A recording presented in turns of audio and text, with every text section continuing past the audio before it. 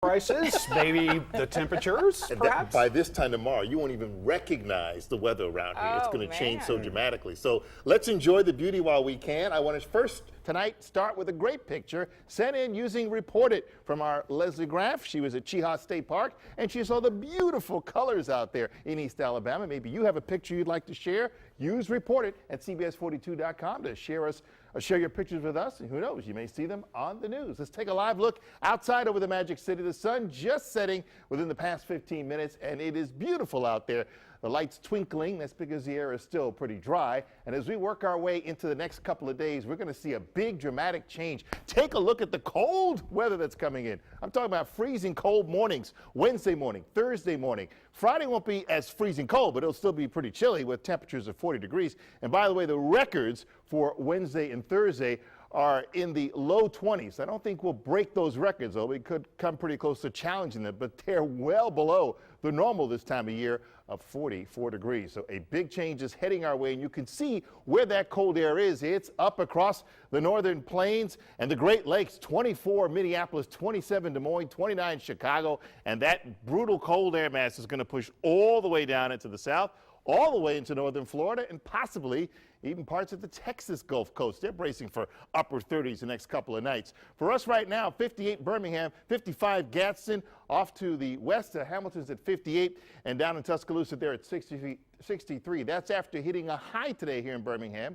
of 73 for the past 2 days in a row. Now, the big change will be tomorrow. You're saying, wait a minute, that can't be right. Yes, tomorrow night at 6 o'clock, it will already be in the upper 30s.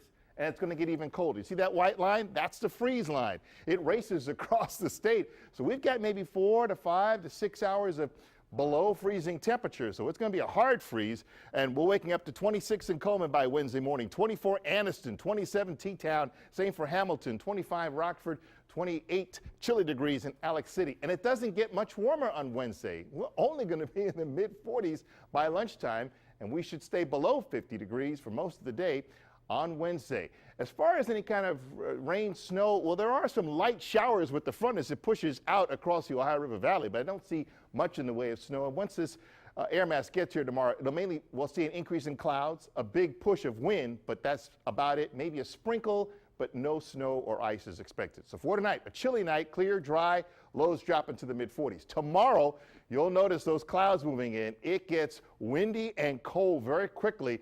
By, let's say, just a couple hours after lunchtime, we may struggle to get to a high of 54. And again, there may be a brief sprinkle of rain, but that's about it. The winds are going to howl from 15 to 25 miles an hour. And you know, I rate the next day's weather on a scale from 1 to 10. It's called the Norman number. Tomorrow is 6, and that might be generous. And take a look at the rest of the week. Yes, the sun's out Wednesday, but we don't get above 50, barely above 50 on Thursday. Cold mornings, but then as we head toward the weekend, that's when things change. A gradual warm-up.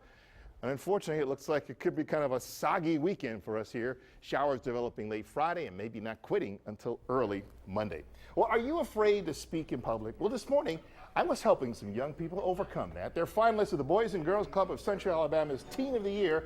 And we met at the Hueytown Club to go over successful strategies like making an outline, knowing the audience, not picturing the audience in their underwear. I know people have heard that as a public speaking tip. It doesn't work for me. I don't know if it works for you.